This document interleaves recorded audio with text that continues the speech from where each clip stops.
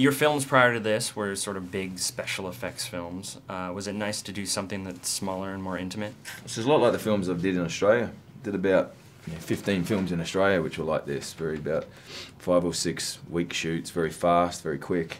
We just don't have the money to do big blockbusters in Australia, so to go into something like this was, it's a breath of fresh air in how fast it is. By doing that, it gives the energy to this type of thriller.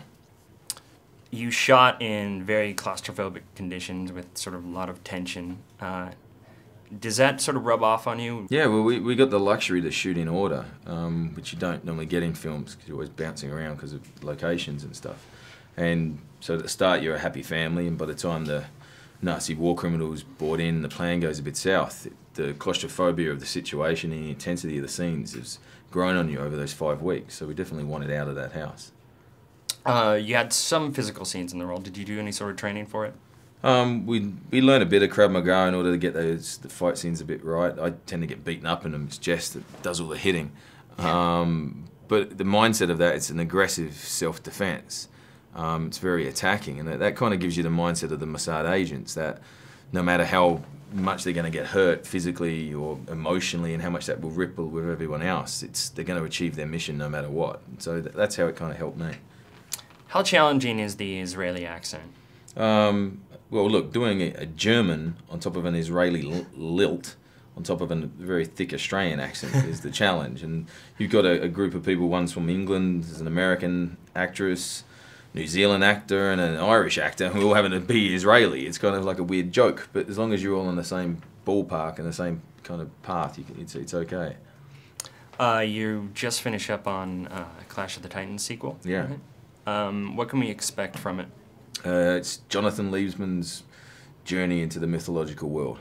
There was kind of, things that I saw and noticed in the first one that I had done myself that I wasn't happy with, and it's almost like it's great to get an opportunity for me to try and stick the landing on this one.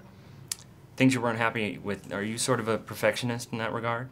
I take pride in my work, I think, and if it's something's below par in my standards for myself, then yeah, I like to kind of, I not beat myself up about it, but I like to kind of, it's great to have an opportunity to rectify situations. I heard you mention yesterday that James Cameron is working on some sort of Bible for the Avatar sequels. Could you talk a little bit about that? From what I gather, the Bible is basically kind of, it helps Jim in one way kind of get back into the universe, and helps give an understanding and an expansion of this world that he's created, because he has created everything from plants to, to the animals, to everything, to the actual mythology of the Na'vi. So by doing that, it kind of will help an audience, if they are willing to read it, get back into the mindset. And then what it does for Jim, it opens up more possibilities for where the sequel can go, because he's back in the way of thinking in that universe. And it sounds like it's much bigger than just even a couple of films. It sounds like it's a self-contained universe. Yeah, that's exactly right. Jim's great at creating worlds. That's what he's good in, and transporting you to those worlds. And I think with Avatar, that's the whole point of where the sequels are going to go. It's much bigger than just one planet, one moon of Pandora. Much bigger than just Jake. Pretty much, man. Yeah, the whole thing's just, look, the whole idea is monumental. And it's not only in its kind of the plot, but in its themes.